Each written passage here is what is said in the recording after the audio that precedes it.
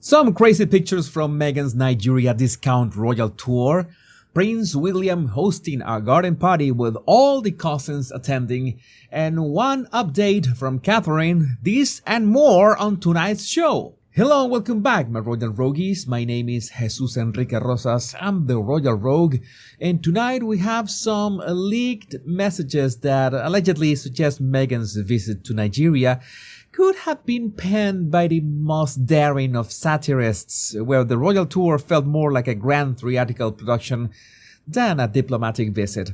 But first, a couple of tidbits and memes. The first one is a change of seasons or a change of mind from People magazine, who had featured Harry and Meghan's pseudo-royal tour for their May 27 edition, only to be swapped at the last minute for Kate Hudson. Maybe it didn't get the best of receptions, or maybe sales were about to plummet. Maybe they were afraid of being Markle. Any explanation is fair game, but hard to explain is how in the posters and general decoration at Nigeria's reception of the dastardly duo, Estelle Flea and Resting Doll Face spotted that Prince Harry was unusually small, while Meghan's name was huge. I am sure this was some rules established by the discount Duchess through Archwell. I have no proof, but no doubts either. Maybe she couldn't stand being named second to the prince. But when it comes to the Sausage Squad, anything goes, including Photoshop. Maybe Miss and Harryman is offering a free course. Maybe one of the modules of said course is styling discount Barbie Ken's eyebrows. That would be a good and useful lesson. But no, really, have you seen Meghan's face as photoshopped as this? It's like they applied around 43 different filters to her skin to look like this. As for me, I prefer Meghan when she's more natural, so to speak. So let's peel back the curtain on this splendidly orchestrated affair, according to the leaked claims. First up was the photo op flop. Meghan had prepped her best smile for a snapshot with the First Lady, but the British consulate swooped in a reality check, clarifying it was merely a private visit. The disappointment must have been palpable, but thankfully Uncle John's daughter Tinuk, now working at the First Lady's office, had the inside scoop. It seems even royal visits aren't immune to bureaucratic buzzkills. And with the photo up out of the window, it turns out that Meghan's tour was something of a ghost story, not a spirit inside, as all major officials from the presidency received strict instructions to avoid any participation. The absence of federal engagement was as notable as a missing entree at a banquet. Everyone noticed, but nobody mentioned it. Enter the Nigerian army, which took on an unexpected role far from the battlegrounds, serving as Meghan's personal security and transport service. It appears the army can pivot to hospitality when the occasion demands it, handling everything from SUVs to accommodation, all to ensure royal comfort far from home. And because of that, we have to stop by this picture. You see, Meghan was ready to have dinner or was at an event. Regardless of what she was going to do, what sticks like a sore thumb is the guy right behind her. Some of you, my rogues, are claiming that this must have been some kind of trolling from Nigeria, since Harry and Meghan are so worried and preoccupied with security, and they decided to include this special ops guy right behind her. And of course, the memes could not wait, because nobody else at that meeting or gala or dinner or whatever had a big chunky special ops guy right behind her. Something that you can see in Meghan's expression, that she can feel the presence of the guy right behind her. Do you think she is liking the extra attention? Well, she has always liked the extra attention, but maybe the gentleman is not her type, if you know what I mean. Although, to be fair, the guy's gloves match Meghan's dress, so make of that what you will. But no, seriously, this is going to be an image for the ages. Something that Many of you asked me on Twitter if this wasn't my usual AI shenanigans, because it was hard to believe something as out of place as this. But it turns out that Nigerians are pretty much like the royal rogue when it comes to trolling Harry and Meghan. You should always go all the way and leave no stone unturned. But what's a visit without adoring fans? In an innovative approach to ensure a warm reception, the crowds were not just enthusiastic, but paid to be so, turning up in droves, especially timed with traffic during Abuja's prayer time. Truly, who needs genuine admiration when you have a budget? And among entourage were indispensable personnel, a stylist, a wardrobe attendant, and even a chef, because one simply does not endure local cuisine or unpredictable fashion when one can bring a slice of home along. This trip, however, was less about Invictus and the veterans and more a personal branding exercise for Harry and Meghan. The hospital visits, meticulously planned with patients who wear more props than patients, ensuring every smile was accounted for and every handshake was camera ready. And in one of the more bizarre twists, attendees at certain events were also financially compensated. Meghan's presence was apparently such an asset that her team ensured her royal presence was monetarily motivational for the crowds, turning her into both a spectacle and a benefactor. But I think among all this self-praise stupidity of the Montecito morons, Nigerians found one way or another to troll Meghan. You know that Harry was giving a speech at one time and he had some decorations at his back, right? Well, when you take a look at the whole backdrop, there are two blown up images of Harry and Meghan, for sure. But to whoever designed this, I tip my hat to you, because that person, that unsung hero, picked the image of Meghan looking fearfully at Catherine during the walkabout after the Queen's passing. I mean, that was next level trolling. It's not that usual that someone beats me at my ex-royal trolling game, but dear sir or madam, you had the power in your hands and you seized the day like a boss. The tour's demands reached peak hypocrisy as Harry and Meghan opted for minimal contact with the locals, even changing their accommodations to secure just the right amount of isolation. Because really, how much local flavor does one need when you've brought your entire pantry and wardrobe on the trip? Thus, according to these leaked texts, Meghan's visit unfolded like a carefully scripted play where every participant knew their lines and every scene was set to perfection. It was less a visit and more a performance, with the Duchess herself as the star, Nigeria merely a backdrop, and the real world just beyond the curtains, uninvited and looking in.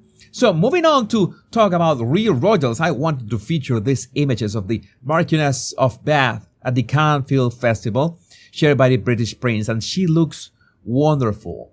Emma has actual Nigerian heritage, doesn't need to cosplay as her father is from Nigeria and she's the real deal. Magnificent. And Prince William and his royal party of cousins decided to throw a good old-fashioned garden party at Buckingham Palace, and boy, did they have a splash.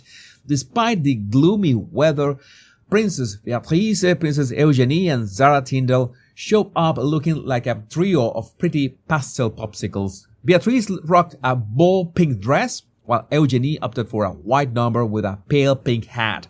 Not to be outdone, Zara sported a white dress with pink buttons and accessories. The only thing missing was a chorus of singing in the rain. The royal ladies weren't the only ones making a fashion statement. The men, including Peter Phillips and Mike Tyndall, looked dapper in their top hats and suits, ready to charm the socks off the unsuspecting guests. Now, you might be wondering why the royal family loves to color coordinate their outfits.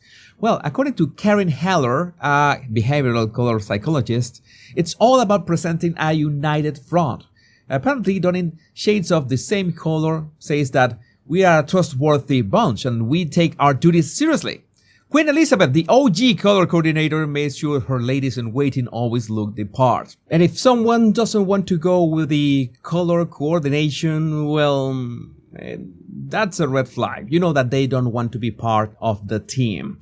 And as the royals mingled with the crowd, Prince William took the lead, stepping in for his dear old dad, King Charles. The guests, all invited for their public service, were thrilled to rub elbows with the future king and his colorful crew. All in all, it was still a jolly good time had by all, and who says garden parties have to be stuffy affairs? And in a farcical display of legal theatrics, the Duke of Sausages has been chastised for his futile attempts to target the big fish in his high court hacking claim against the Sun's publisher. The esteemed Mr. Justice Fancourt mockingly reprimanded the Duke's lawyers for their laughable efforts to implicate the media mogul himself, Rupert Murdoch, as if he were personally responsible for every sordid detail of the alleged wrongdoings. The judge, in his infinite wisdom, declared that the accusations against Mr. Murdoch were as useful as a chocolate teapot in strengthening the Duke's case. He likened the Duke's lawyers to overzealous hunters desperately trying to bag a prize trophy rather than focusing on the matter at hand. The judge, clearly exasperated by the absurdity of it all, reminded the court that this was not some grand inquisition but a trial with specific causes of action. The Duke's legal team, undeterred by common sense, also sought to extend the claim back to the dark ages of 1994? What? And to include a comically long list of private investigators, some of whom had no specific claims made against them. The judge, unimpressed by this legal posturing, swiftly denied these requests, along with the naming of journalists, executives, and allegations against NGN's Management and Standards Committee. And in a final blow to the Duke's ego, the judge scoffed at the notion that pinning knowledge on Rupert Murdoch himself would make any difference to the case, given that his trusted minions, Rebecca Brooks and James Murdoch, were already in the crosshairs. The judge, clearly fed up with the Duke's legal team's antics, chided them for the costly and time-consuming amendments, while also taking a jab at NGN for not conceding enough of the minor points. And in the latest installment of the Sausages saga, the ever-insightful Dr. Sona Kapoor has graced us with her profound analysis of the couple's recent Nigerian adventure. As the Duchess of Sausages effortlessly stole the infamous spotlight, poor Prince Harry was left looking like a deer caught in the headlights, prompting speculation about his fragile ego and the impending doom of their marriage. Dr. Kapoor, a beacon of wisdom in the field of celebrity psychology, has enlightened us with her groundbreaking theory of the two possible outcomes when one partner outshines the other. If Harry can muster the strength to embrace his role as Meghan's perpetual sidekick, it's a testament to their unbreakable bond and mutual adoration. However, if he fails to keep his bruised ego in check, the green-eyed monster of jealousy may rear its ugly head, leaving him wallowing in a pit of self-pity and resentment. The esteemed psychologist has bestowed upon us the secret to navigating this treacherous terrain: communication, support, and ensuring both partners have ample opportunities to bask in their own moments of glory.